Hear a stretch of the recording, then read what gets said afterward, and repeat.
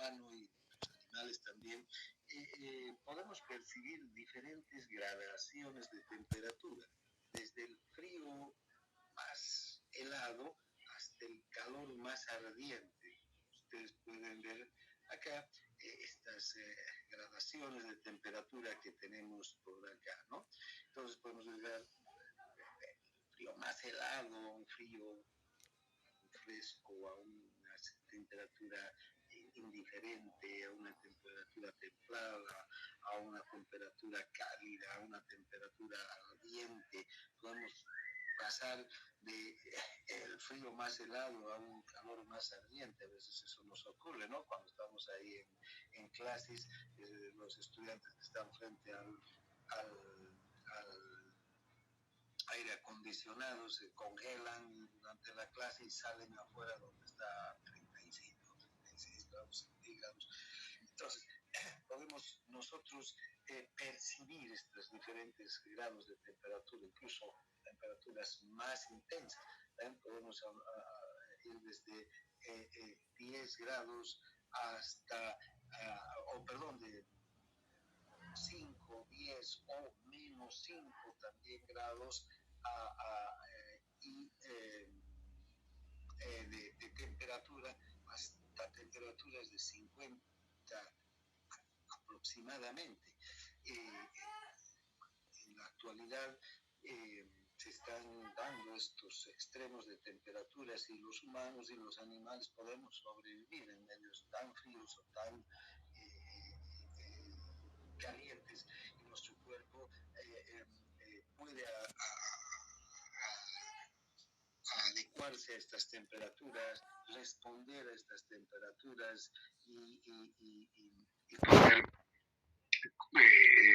mantener un medio interno en homeostasis.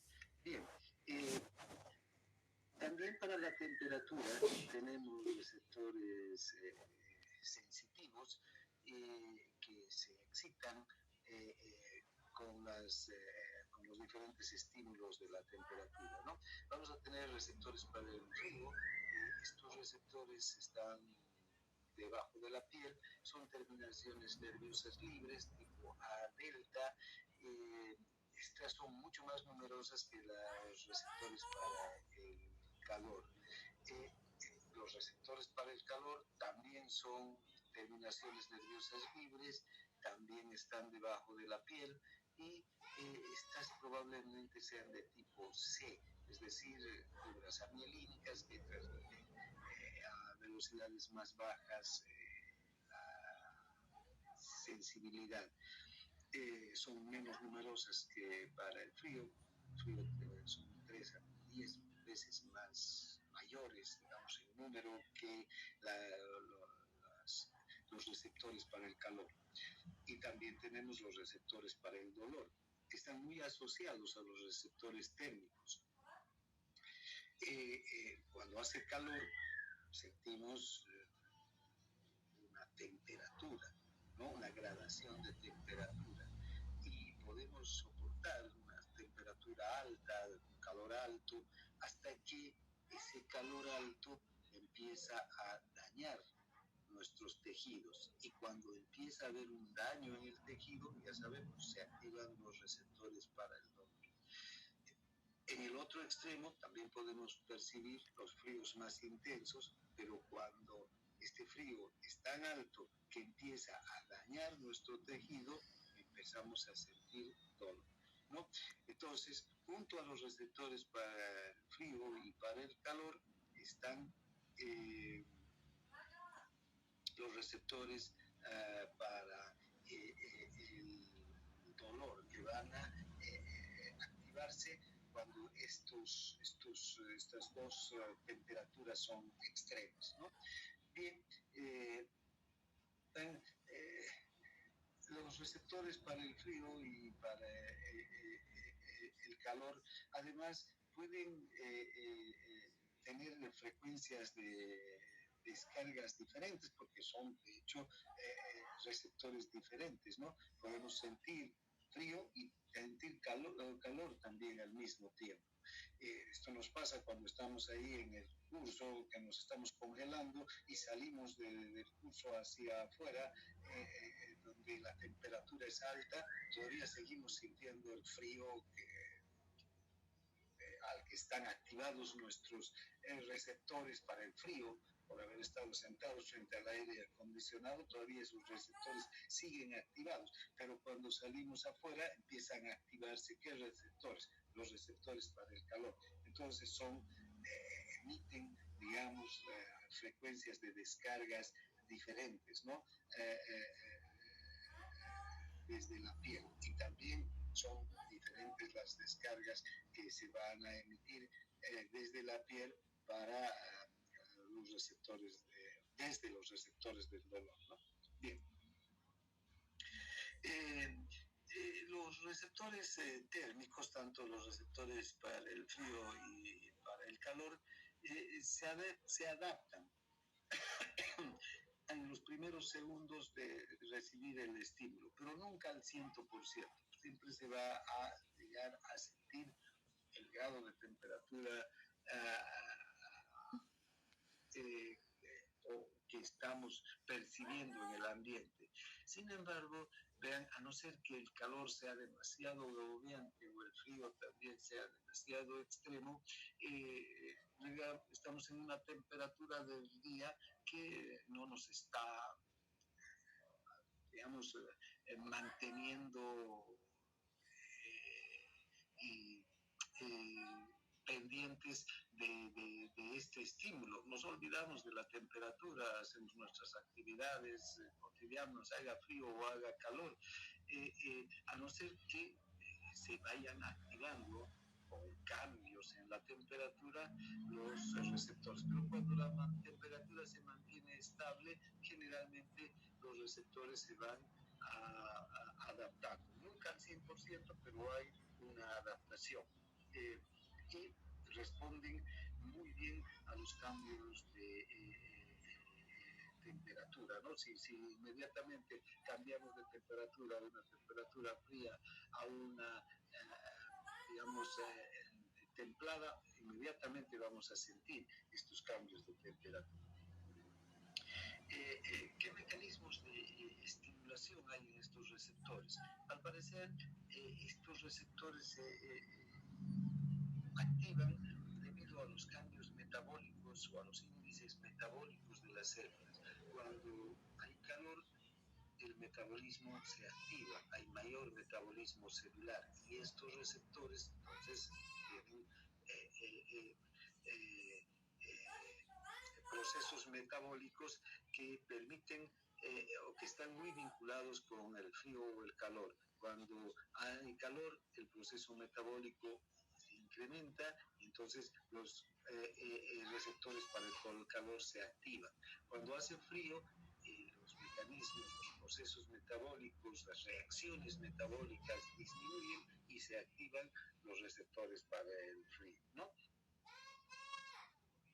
Estas temperaturas cambiantes van a modificar pues las velocidades de las reacciones químicas y van a aumentar o disminuir el metabolismo dependiendo del grado de temperatura.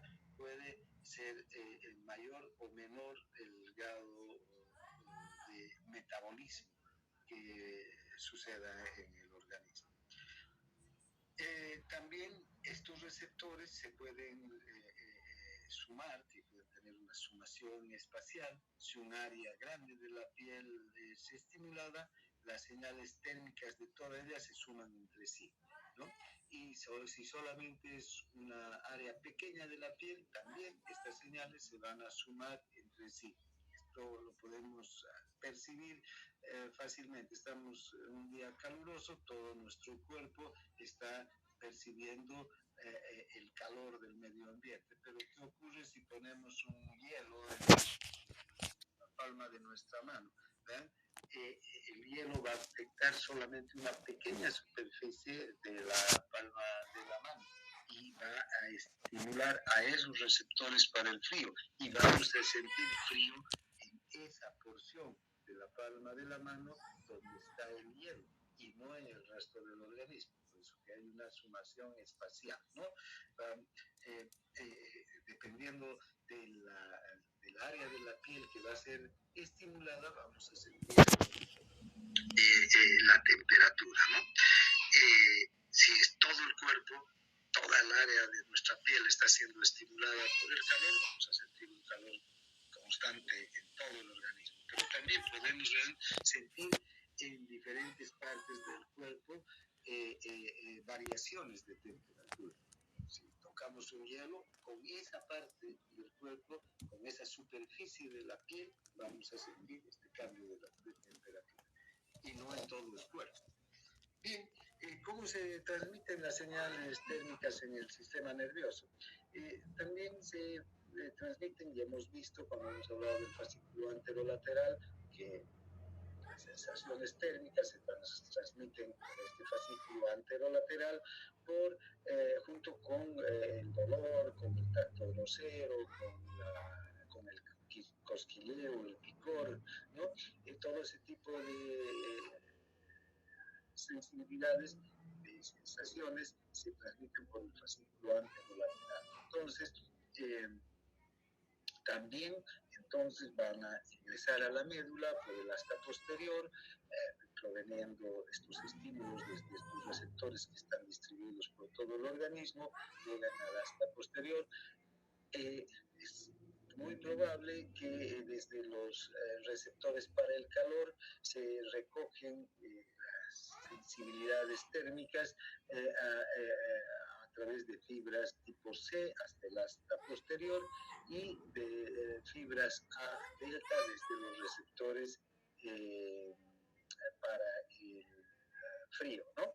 Entonces llegan al asta posterior, ahí transmiten hacia la neurona del asta posterior y luego ascienden por el fascículo espinotalámico, también por el fascículo anterolateral hasta llegar al tálamo. Y en el tálamo se van a distribuir y en especial van a llegar al fascículo ventrobasal y hasta la formación reticular. Ahí van a dispersarse y desde el tálamo también van a llegar hasta el hipotálamo.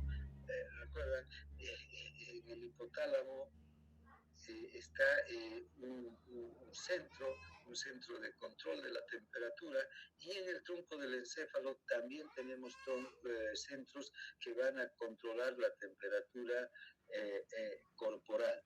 ¿Por qué es importante esta información sobre la temperatura externa? Porque nosotros necesitamos mantener una temperatura corporal de 37 grados, entre 36.5 y 37.5. Entonces, esta información sobre la temperatura externa es esencial para mantener esa temperatura de 36.5 a 37.5 como máximo, para que todas las funciones del organismo se puedan realizar de manera adecuada. Es parte del control de la homeostasis que la temperatura esté entre 36.5 y 37.5. Entonces, si hace un frío extremo, nuestro cuerpo podría enfriarse totalmente, ¿no? Y bajar las temperaturas hasta 10 grados centígrados, y en el medio externo, el medio ambiente, hay esa temperatura. O por el otro lado, si la temperatura en el medio ambiente es de 40 grados centígrados, entonces nuestra temperatura corporal también podría subir hasta 40 grados. Esto no ocurre porque recibimos esta información de los receptores sensitivos. Esta información llega hasta estas estructuras, hasta el tronco del encéfalo, hasta el hipotálamo, hasta el tálamo, y ahí estos centros especializados para el control de la temperatura perciben estas variaciones de la temperatura e inmediatamente mandan señales a través del sistema simpático, a través del sistema neurohormonal, hacia todo el organismo para que se desencadenen acciones que vayan a mantener la temperatura corporal entre 36.5 y 37.5. Si hace mucho frío, el hipotálamo activa las hormonas tiroideas, por ejemplo, envía señales a la glándula tiroides a través de la hipófisis hasta la glándula tiroides para que la tiroides produzca más hormonas tiroideas. Estas hormonas tiroideas llegan a todas las células del organismo y que hacen, incrementan el metabolismo. Y al incrementar el metabolismo producen calor para que nuestro organismo aumente su temperatura. Por otro lado, también envían señales a través del simpático para que se cierren los poros por los que perdemos calor. Hay una vasoconstricción a nivel de los vasos que están en la piel, hay una disminución de la actividad de las glándulas sudoríparas, y todo esto con el objetivo de mantener calor dentro del cuerpo. Al contrario, si hace mucho calor, todos estos procesos se revierten y más bien el organismo deja de producir calor, el organismo empieza a desencadenar mecanismos que le permiten perder más bien calor a través de la piel, entonces a través de las glándulas sudoríparas empezamos a sudar y la temperatura interna empieza a eliminarse. ¿Para qué? Para mantener el equilibrio y mantener la homeostasis. Por eso es importante que todas estas sensibilidades térmicas lleguen hasta estas estructuras para que se produzcan respuestas adecuadas a la temperatura ambiental a fin de mantener las condiciones del medio interno estables. Bien, hasta aquí entonces este tema. No sé si tienen alguna pregunta sobre el dolor, sobre la temperatura, porque ya acabaríamos este tema aquí y pasaríamos a uno nuevo. Doctor, disculpe la molestia. Pasa que hay una compañera que ha escrito en el grupo que tuvo problemas con su internet la botó y parece estar en sala de espera. Quiere saber si usted la puede volver a aceptar, por favor. ¿Y quién será esa compañera? No está, no Maya hay nada. se llama. No hay nadie en sala de espera aquí. Ya, doctor, gracias. Ya, a ver si es que... Creo que no hay nadie.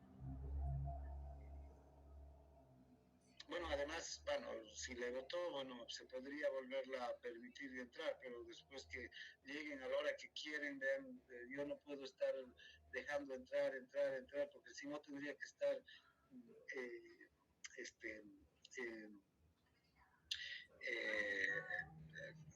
interfiriendo con la clase, ¿no? O sea, que tienen que llegar ahora, y por ejemplo ahora hay un Sebastián Sandy que seguramente acaba de despertar y quiere ingresar a la clase, ¿no? No le voy a poder permitir, no le voy a permitir el ingreso de este lado. Bien, vamos con otro tema. Bueno, ahí está Maya. Si es que Maya estaba, a ella la voy a omitir.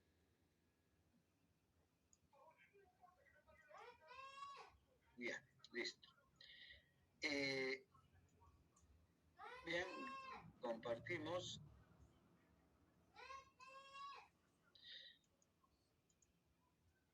Nuevamente, bien, ahora sí.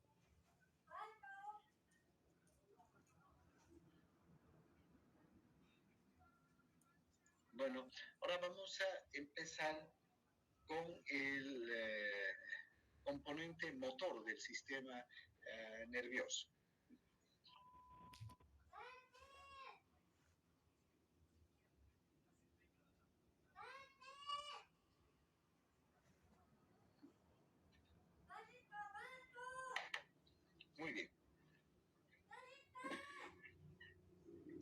vamos a hablar de las funciones motoras de la médula espinal.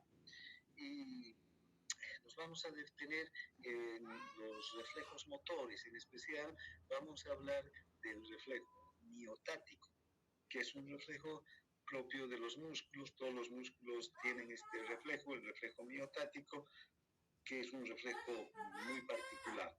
Bien, vayamos viendo un poquito la organización de la médula espinal para las funciones motoras. La sustancia gris medular de la zona de integración para los reflejos medulares está compuesta por neuronas sensitivas, neuronas anteriores o motoneuronas también, e interneuronas. Las neuronas sensitivas son las que están en el asta posterior y recogen la sensibilidad, ¿no?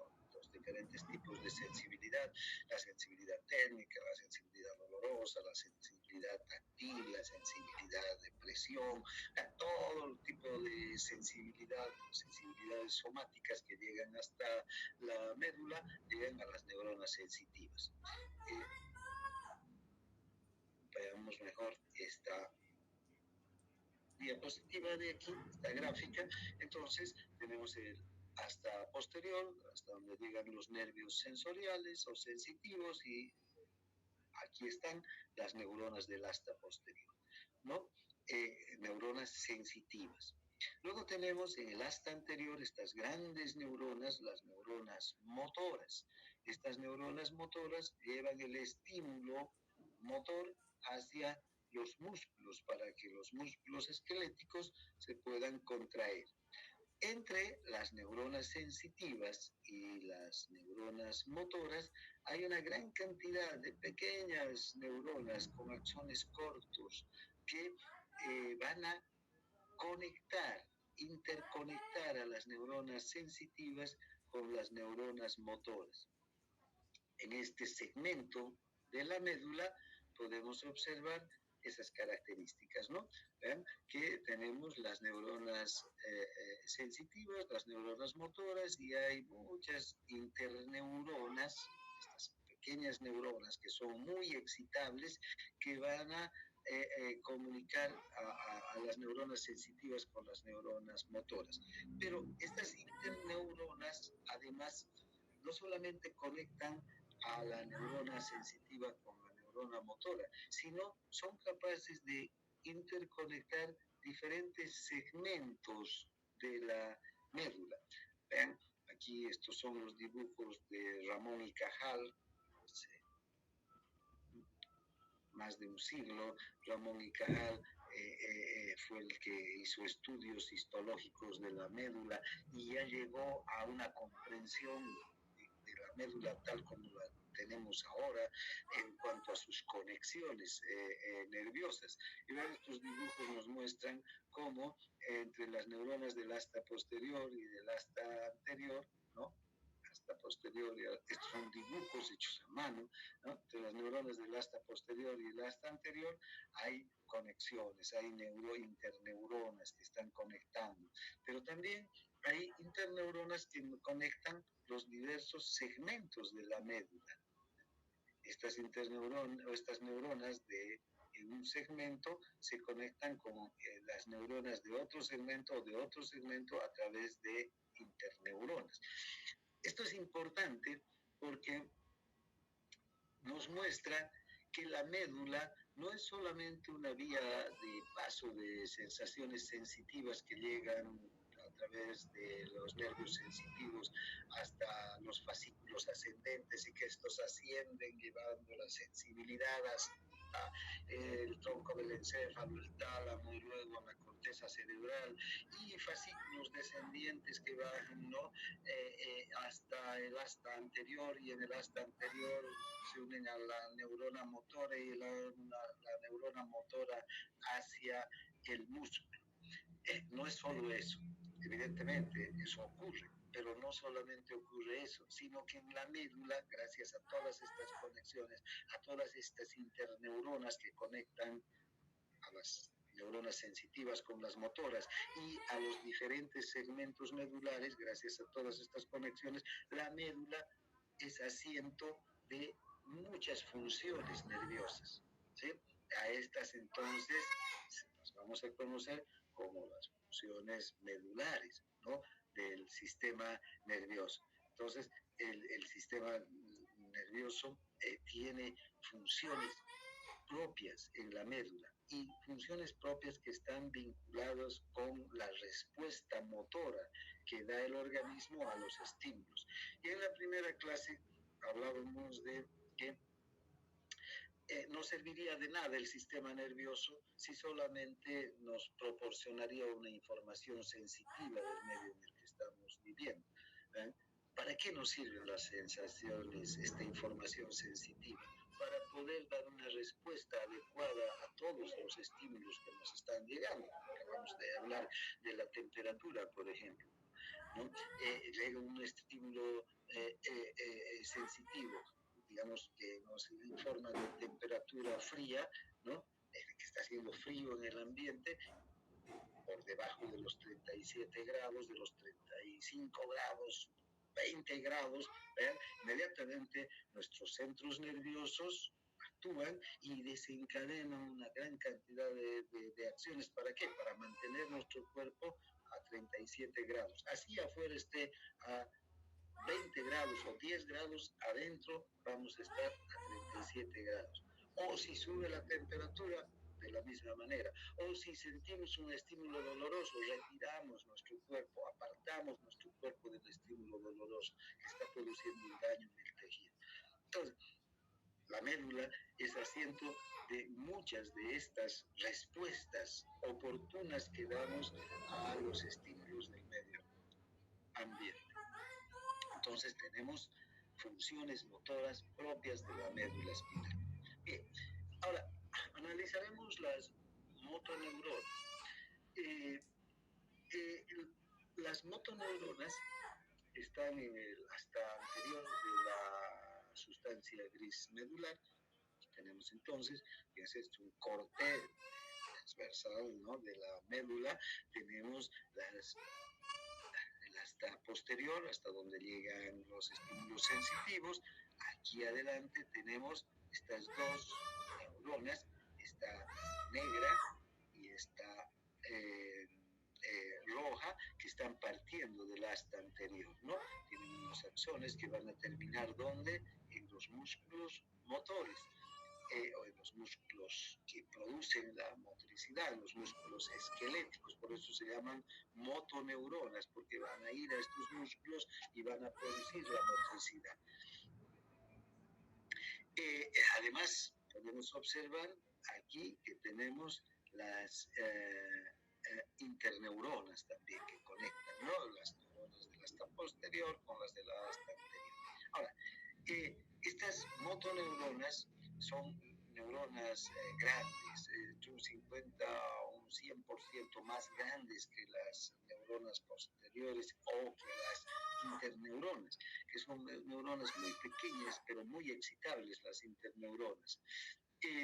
Entonces, estas motoneuronas van a nacer en las fibras nerviosas que salen de la médula y se dirigen hacia los músculos esqueléticos. Ahora, tenemos dos tipos de motoneuronas. Volveremos tal vez a la figura anterior y pueden observar que hay una motoneurona, ¿no?, que nace en el asta anterior, que está dibujada y coloreada en negro, y que va a llegar hacia las fibras musculares, estas fibras musculares que se contraen, cargadas, llenas de miofibrillas y de actina y de miosina, y que se contraen cuando llega el estímulo nervioso. Ese estímulo nervioso, entonces, ese potencial de acción llega a través de esta motoneurona, la motoneurona alfa. Esta otra roja es la motoneurona gamma. Esta neurona es un poco más pequeña y tiene otra función. También parte del asta anterior y va a llegar ya no al músculo, a la fibra muscular que se contrae, sino a otras fibras musculares que están en este órgano sensitivo que está en el centro del músculo. Este órgano sensitivo es el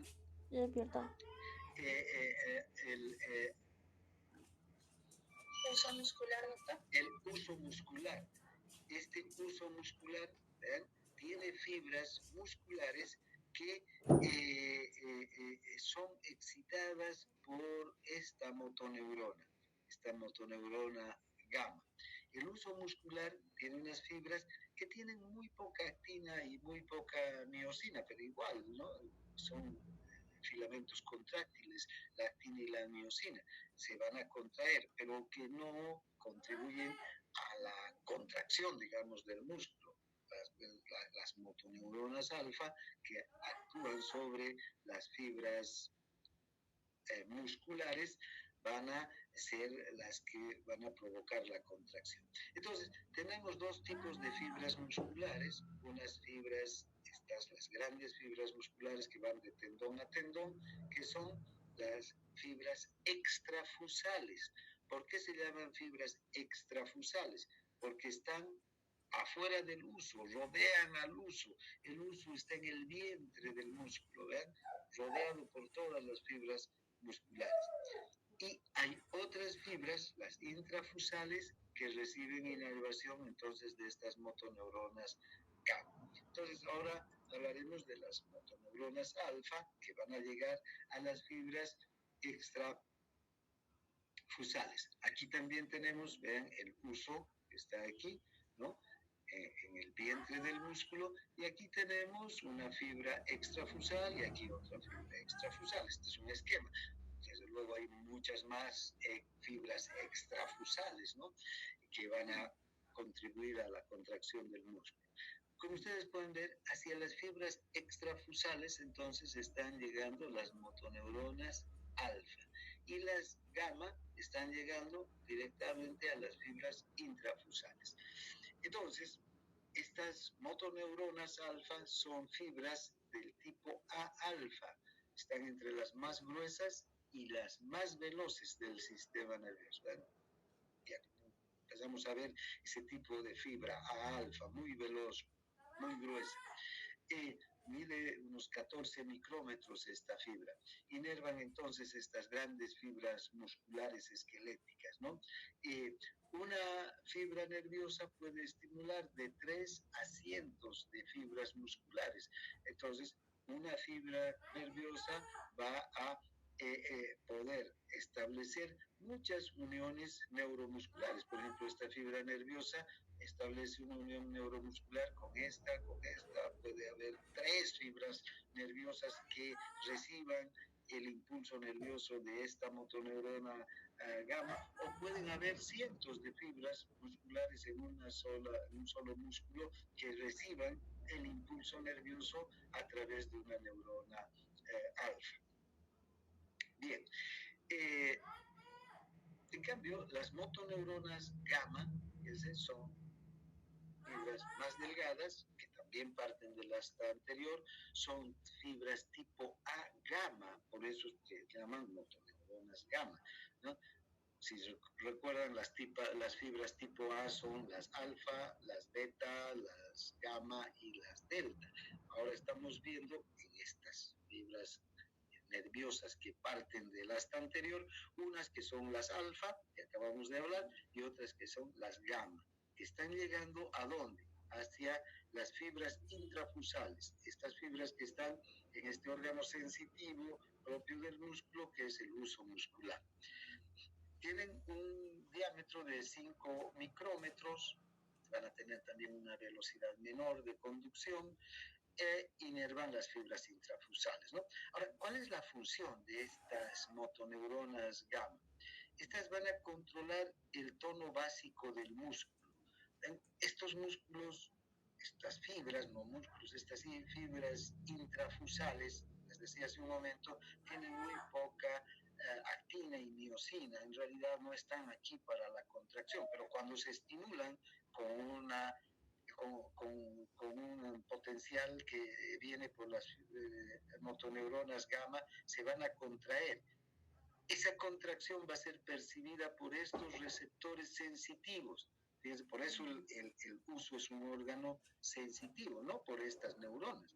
sino por estas otras. Estas son neuronas sensitivas que parten desde el uso.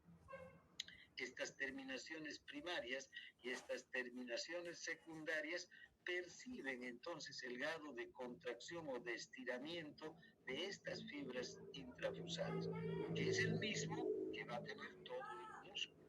Y entonces esa tensión, ese tono básico del músculo, si está contraído o si está relajado, se va a transmitir nuevamente hacia la médula espinal. Esa es una información necesaria para el sistema nervioso para poder regular los movimientos, para controlar de forma adecuada el movimiento. Porque si no hubiera este mecanismo de control sobre el tono básico del músculo, sobre la contracción o la relajación del músculo, nuestros músculos serían casi como resortes, ¿no? Un resorte que se estira o que se contrae, un resorte que se estira al máximo o que se contrae, y no pasarían de ser una especie de resortes. En cambio, son órganos que pueden controlar muy bien el grado de contracción y el grado de relajación. Podemos estirar un brazo totalmente o solo estirar un poquito, ¿no? ¿Para qué? Para alcanzar un sitio determinado. Si fuéramos un resorte, se estiraría al máximo o se contraería al máximo, ¿no? Y no habría mayor función. Bien, por eso son importantes estos órganos sensitivos que tenemos acá. Y bueno, están estas interneuronas que ya les decía hace un momento, que están presentes en todas las regiones de la sustancia gris, conectan al asta anterior con el asta posterior, conectan los diferentes segmentos de la médula. Lo que hacen es integrar las funciones de la médula, ¿no? Son esenciales para que la médula pueda responder independientemente de todos los centros nerviosos superiores. La médula responde a estímulos sensitivos. Bien.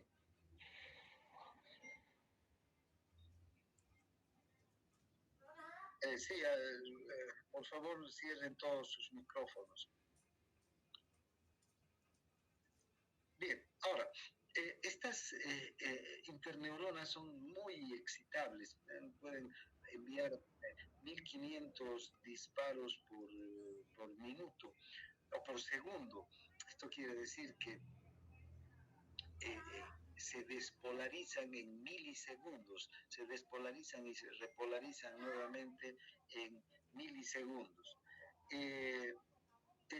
Y van a integrar las funciones medulares. En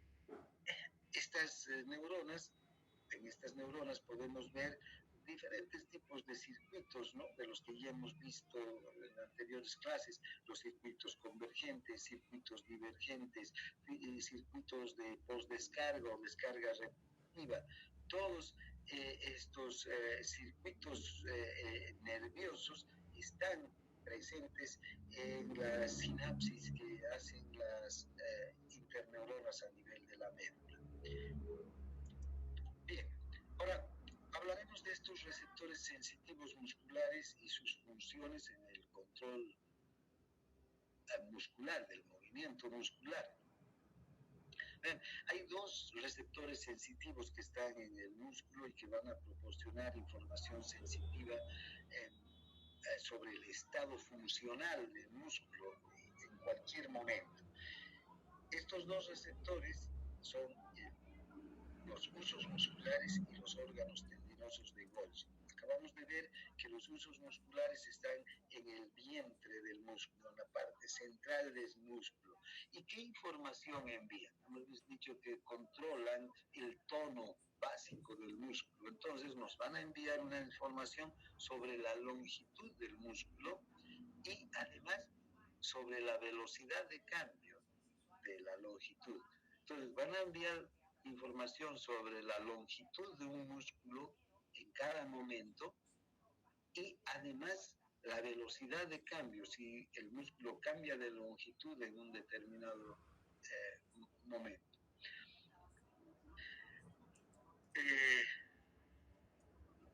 Los órganos tendinosos de Golgi, en cambio, están situados en los tendones. Estos órganos tendinosos de Golgi tienen un efecto inhibidor. También tienen un receptor, digamos, una conexión sensitiva con la médula a través de terminaciones sensitivas y están en el espesor del tendón. ¿Qué es lo que perciben estos órganos tendinosos de Golgi? Perciben la tensión tendinosa, es decir, qué tan tensionado está el tendón en cada momento y la velocidad de cambio, también la variación de esta tensión de un momento a otro. ¿Para qué es útil esta información? Es para que si hay una exagerada tensión, el órgano tendinoso envía esta información para que haya un efecto inhibidor sobre el músculo, para que baje la tensión. Esto con el fin de proteger al músculo, para que el músculo no llegue a romperse, no llegue a desgarrarse, o el tendón no se llegue a romper o a desgarrar, o el tendón no se llegue a desinsertar de la superficie ósea en la que está inserto. Este es un mecanismo, un reflejo inhibidor que mantiene la integridad del tendón. Lo que hace es proteger la integridad del tendón cuando hay una tensión demasiado alta, una tensión que pone en riesgo la integridad del músculo y del propio tendón. Esa es la función del órgano tendinoso de Golgi. Entonces, entre los usos musculares y los órganos tendinosos de Golgi van a tener un control de la función intrínseca del músculo, ¿no? Un control muscular intrínseco. O sea, son dos estructuras que se encargan de controlar estas características del músculo, la longitud y la tensión que se está desarrollando en el tendón. Bien, ¿dónde están entonces estos usos musculares? En el vientre y fíjense el órgano tendinoso de Golgi en el tendón. Los dos envían información sensitiva. Desde el uso muscular está saliendo esta fibra, la de color verde, que son las terminaciones primarias y secundarias, terminaciones sensitivas que van hacia el asta posterior. Y desde el tendón, donde está el órgano tendinoso de Golgi, también nacen terminaciones sensitivas que se dirigen hacia el asta posterior para informar sobre la tensión tendinosa del músculo. Bien, ahora veamos cómo es la función receptora del uso muscular.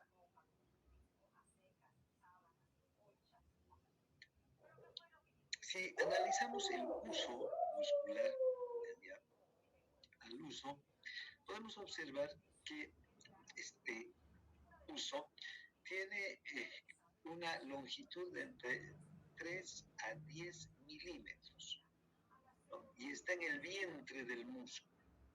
Hay músculos más pequeños, hay músculos más grandes, ¿no? Entonces, pero todos los músculos tienen el uso muscular que está en el vientre. Este uso está rodeado de las fibras musculares. Ya sabemos que estas fibras musculares se extienden a lo largo de todo el músculo, de tendón a tendón, ¿no? Entonces, dependiendo del tamaño, del largo del músculo, también los usos musculares van a ser más cortos o más largos. ¿Cuántas fibras musculares hay en el uso? Estas fibras que las vamos a llamar fibras intrafusales porque están en el uso. Entre también 3 a 12 fibras musculares intrafusales. Estas son fibras esqueléticas pequeñas, exactamente tienen la misma organización que la fibra muscular, ¿no? Van a tener también actina, van a tener miosina, van a tener sarcómeros.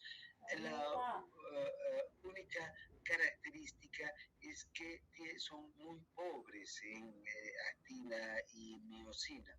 En realidad, en la parte central, aquí donde vemos estos terminales sensitivos, estas estructuras sensitivas desde donde parten las neuronas sensitivas, ¿vean? Esta parte va a tener casi nada de actina y miosina, muy poco, ¿no? ¿Por qué? Porque no es un órgano o una fibra destinada a la contracción, ¿sí? Al centro prácticamente no hay contracción. ¿Dónde va a haber más contracción? Aquí en los extremos de estas fibras intrafusales.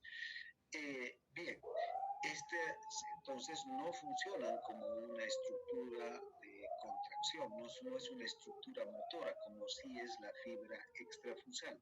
Esta es una estructura sensitiva. Bien. Ahora, estos extremos donde sí hay una contracción están inervados por las fibras gamma, porque por aquí, por estas fibras gamma, por las motoneuronas gamma, está llegando, ¿qué cosa? El estímulo sensitivo, el estímulo motor, perdón, no el estímulo sensitivo, el estímulo motor. Por las alfa llega el estímulo motor a las fibras extrafusales para que éstas se contraigan, dependiendo, ¿no? Contraerse con intensidad, pero al mismo tiempo que está llegando el estímulo motor a las alfa, está llegando a través de las gamma a las intrafusales. Y estos extremos se van a contraer y el centro muy poco, ¿no? Vamos con las fibras extrafusales, que se contraen, las fibras intrafusales se contraen muy poco. Bien. Ahora, disculpe, doctor. Sí. Quería preguntar, siempre que hay un estímulo, las fibras alfa y gamma, ambas se activan por igual. Igual. Están conectadas, claro, digamos. Claro.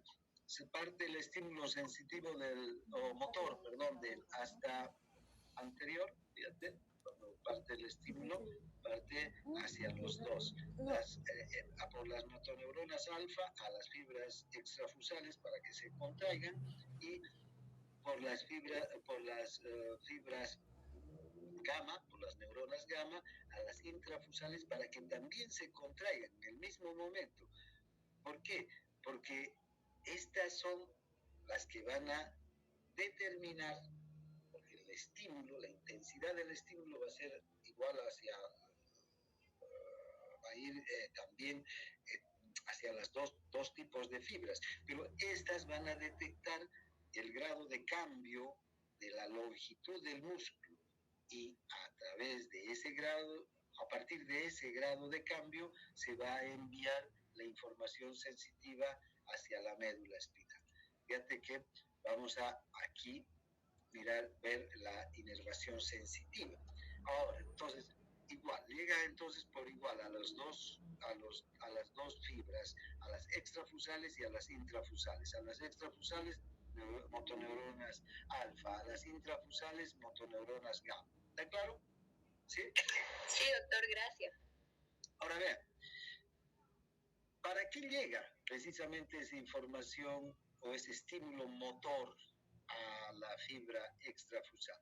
Para que este receptor sensitivo pueda captar el grado de contracción o de estiramiento de este músculo. El grado va a captar, va a recoger qué tan contraído o estirado está este músculo. Por eso dice que lo que va a percibir o que va a controlar es la longitud del músculo y su velocidad de cambio, ¿no? Entonces, ¿mediante qué receptor lo hace? Mediante este receptor sensitivo que está aquí, en el centro del músculo.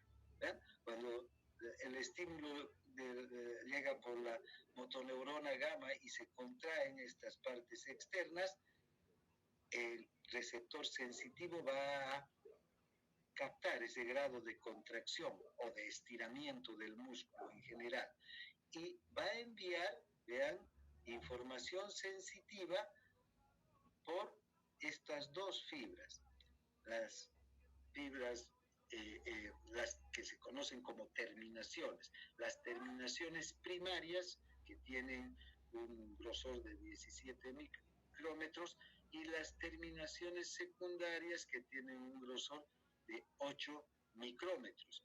Estas dos terminaciones también van a utilizar altas velocidades para transmitir esta información. Tanto las terminaciones primarias como las terminaciones secundarias. Primero veamos la terminación primaria. A esta terminación primaria se la conoce como terminación ánulo espiral, ¿sí?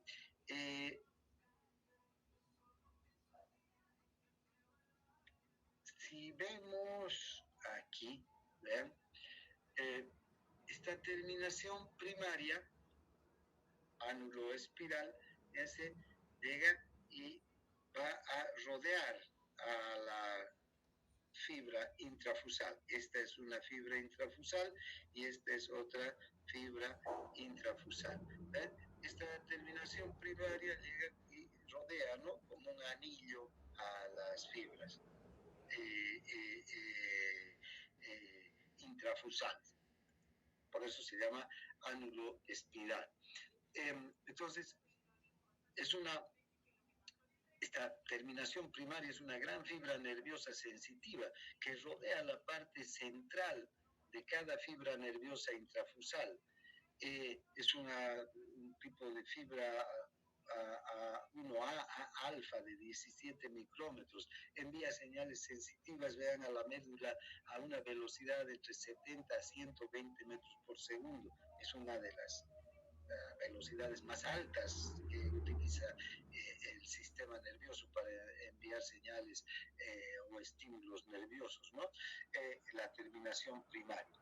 Luego está la terminación secundaria. Esta es la terminación secundaria que está situado al lado de la terminación primaria, inervada también por una fibra nerviosa de tipo 2, menos veloz, menos gruesa, de 8 micrómetros, y luego suele extenderse como ramas de un arbusto, dice, ¿no?, a través de las fibras intrafusales. Bien, por otro lado, vamos a ver que las fibras intrafusales, ya las fibras intrafusales, tienen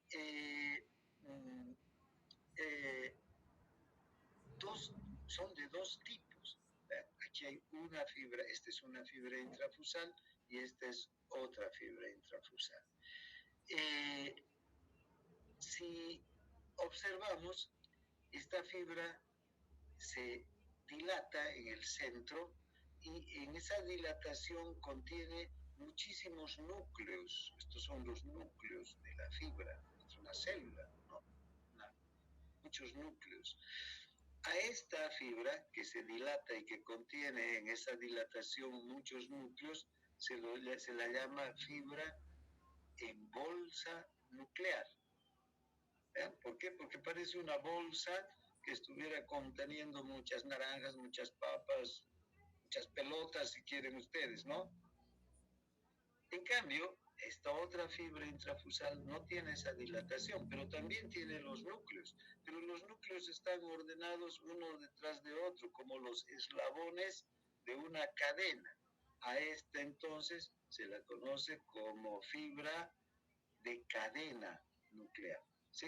En cadena, porque los núcleos están ordenados como los eslabones de una cadena. Tanto las fibras en bolsa nuclear como las en cadena nuclear reciben las terminaciones nerviosas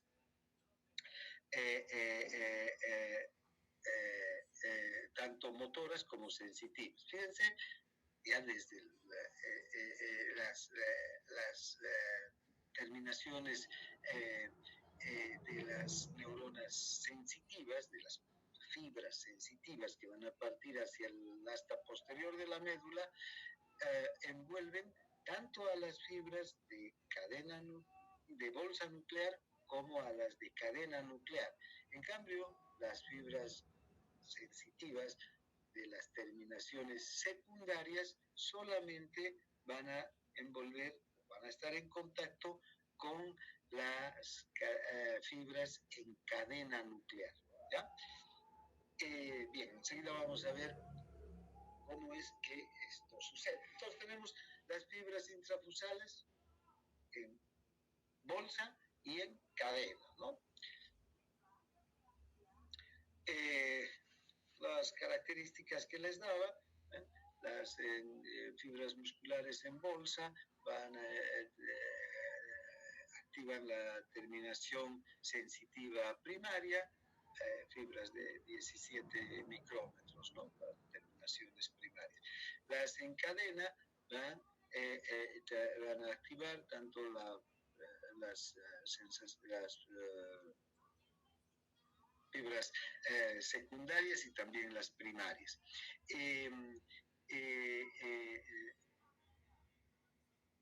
Los núcleos están alineados como una cadena, ¿no? Bien, luego vamos a tener entonces dos tipos de respuesta, una respuesta estática y una respuesta dinámica a partir de la estimulación de estas fibras sensitivas. Cuando hay una respuesta de las terminaciones primarias y secundarias a la longitud del receptor, se produce la respuesta estática. ¿Qué quiere decir esto? Cuando la porción receptora del uso, es decir, la parte central del uso, donde están las terminaciones sensitivas, se estira con lentitud, el número de impulsos que se transmiten desde las terminaciones primarias y secundarias aumenta casi en proporción directa al grado de estiramiento. Entonces, vean, lentamente también van yendo las respuestas o los estímulos que parten desde estas terminaciones. Y las terminaciones transmiten durante varios minutos. Entonces, esta respuesta se conoce como respuesta estática. Tanto las terminaciones primarias como las secundarias envían estímulos durante varios minutos a este estímulo que es un estiramiento lento de la porción central del uso. En cambio, la respuesta dinámica ya va a informar sobre la velocidad de cambio, ¿no? Esta respuesta estática generalmente se da cuando la longitud se mantiene constante, ¿no? Y sigue informando sobre esa longitud, digamos, ¿no? Si no se mueve un músculo, por decir, son las terminaciones primarias y secundarias las que van a enviar esa información sobre el grado de estiramiento de un músculo.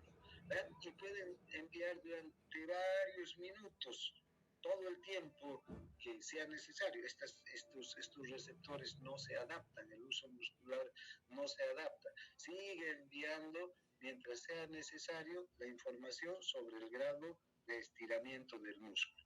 En cambio, vean, respuesta dinámica es cuando la longitud del receptor del uso aumenta de forma repentina, es decir, cuando cambia la longitud de estas fibras que están en la parte central del uso muscular. Cambia la longitud de forma repentina, es la terminación primaria, entonces que recibe un estímulo potente e inmediatamente informa hacia el sistema nervioso de un modo vivísimo, dice, de un modo intenso. Entonces